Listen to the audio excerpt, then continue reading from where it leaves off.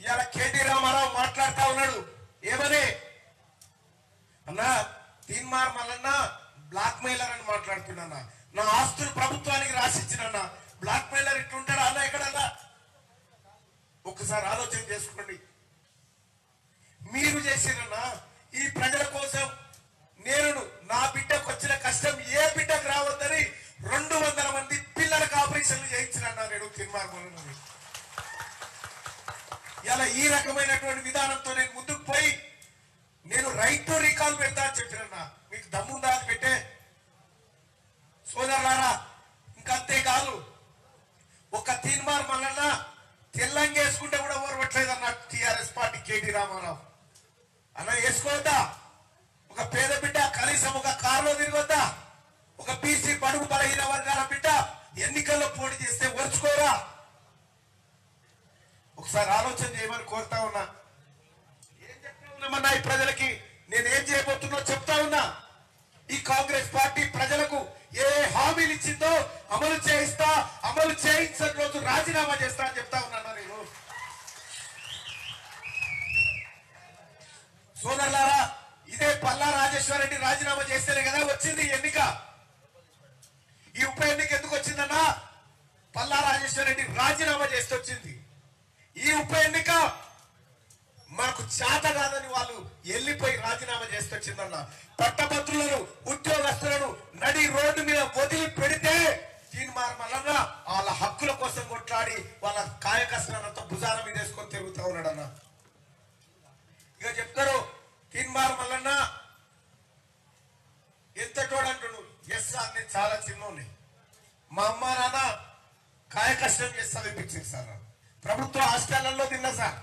ఆన్నే పెరిగినా నేను చదువుకుంటూ ఫీజుల కోసం ఛాయ్ అమ్ముకున్నా సార్ రోడ్ల మీద నేను తప్పు చేయలే నేను దొంగతనం చేయలేదు సార్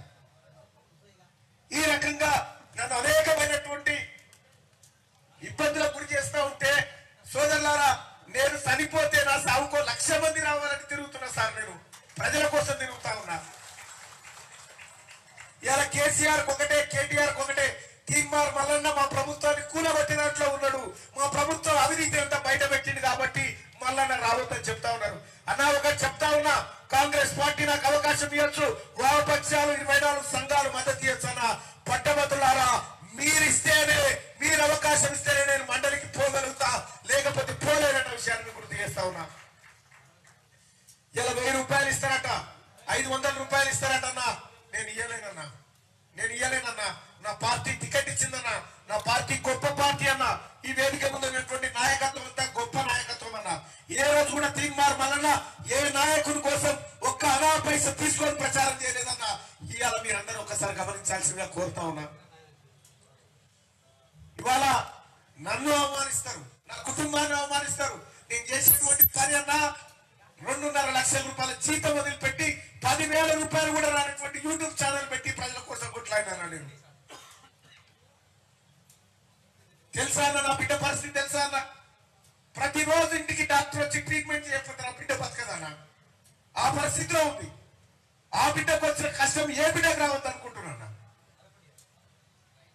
ఇవాళ అన్యాయంగా తీన్మార్ మల్లన్న పైన దుష్ప్రచారం చేస్తా ఉన్నారు ఏం చేసినా ఒక మాట చెప్తా ఉన్నా నా అమ్మ నాయన సాక్షిగా నేను తప్పు చేయలేదన్నా నేను తప్పు చేయను కూడా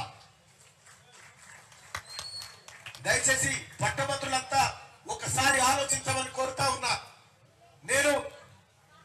ఎలక్షన్ రూపకంగానే తీసుకుపోవాలనుకున్నా ఎలక్షన్ ని అలాగే ఎదుర్కోవాలనుకున్నా కానీ తీన్మార్ మల్లన్న నేను ఒక ఛాలెంజ్ చేసినన్నా ఇదే కేటీ రామారావు టిఆర్ఎస్ పార్టీ నాయకులకు చెప్పిన తీన్మార్ మల్లన్న ఈ రాష్ట్రంలో గాని ఈ దేశంలో గాని ఎవరినన్నా ఒకరికి బ్లాక్ మెయిల్ చేసిందని ఆధారం చూపిస్తే ఎన్నికల బరి నుంచి